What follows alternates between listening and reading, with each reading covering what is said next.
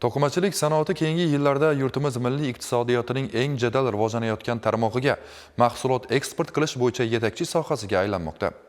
Ushbu tarmoqdagi yirik loyihalar viloyatimizda ham ko'p. Muxbirimiz Shovot tumanidagi ana shunday katta loyihalardan biri haqida so'z yuritadi.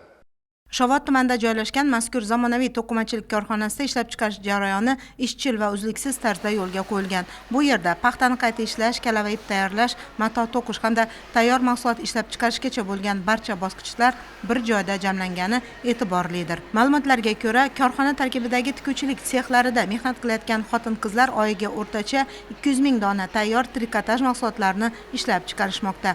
Ishlab chiqarilayotgan mahsulotlarning qariyb 90% Yevropa davlatlariga eksport qilinib, xorij bozorida ham o'z xaridorlariga ega bo'lib bormoqda. Joriy yil boshidan esa tikuvchilik sexida yangi investitsiyaviy loyiha amalga oshirilib, qo'shimcha ish o'rinlari yaratildi hamda ishlab chiqarish quvvati yanada oshirildi. Tikuvchilik seximizda hozirda 800 dan ortiq xotin-qizlar ishlab kelmoqda.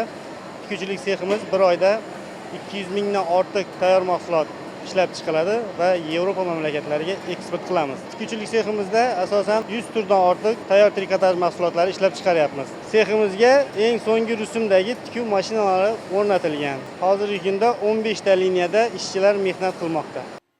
Ayni paytda ushbu jamoada 800 nafarga yaqin xotin-qizlarning doimiy ish bilan bandligi ta'minlangan. Ular zamonaviy tikuv mashinalarida kalava iplardan tayyorlangan sifatli matolardan buyurtmachilar talabiga mos ravishda turli xil liboslar ishlab chiqarishmoqda.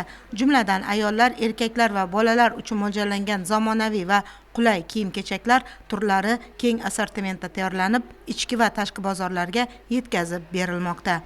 Men bu korxonada 10 yildan beri ishlab kelmoqdaman. Ilk bora ishga tushgan paytimda ishini mutaxassislari menga ishini o'rgatishdi va hozirda men mukammal qadoqlovchi vazifasida ishlab kelmoqdaman. Shovot tuman, Qo'shko'pir, Yangibozor, Gurlan, Amudaryo tumanlaridan ham bizlarga qizlar kelib ishlashadi va biz ishimizni juda ham yaxshi ko'ramiz. Shu korxonaga kelib kasb o'rgandim, hunarli bo'ldim va o'z daromadimga ega bo'lib, oilamga yordam beryapman va bundan juda ham xursandman. Hozirda 10 turdan ortiq modellarni qadoqlayman va men qadoqlagan mahsulotlar Yevropaga eksport bo'lyapti.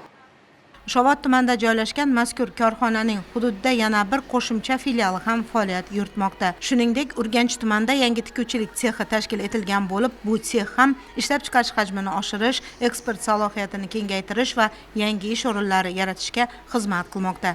Bugungi kunda korxona tizimida mehnat qilayotgan ishchilar soni qariyb 3000 nafarga yetgani esa uning nafaqat hudud, balki viloyat iqtisodiyotida ham muhim o'rin tutayotganini ko'rsatadi. Albatta, 3000 nafar insonni doimiy ish bilan ta'minlash bu katta yutuq. Ayniqsa avvallari bunday yirik ishlab chiqarish korxonalari kam bo'lganligini inobatga olsak, bugungi kunda amalga oshirilayotgan bunday loyihalar hudud sanoatining yangi bosqichga ko'tarilayotganligidan dalolat beradi. Eng muhimi, bu kabi korxonalar orqali aholi bandligi ta'minlanib, oilalar daromadi oshib, yurt farovonligiga munosib hissa qo'shilmoqda.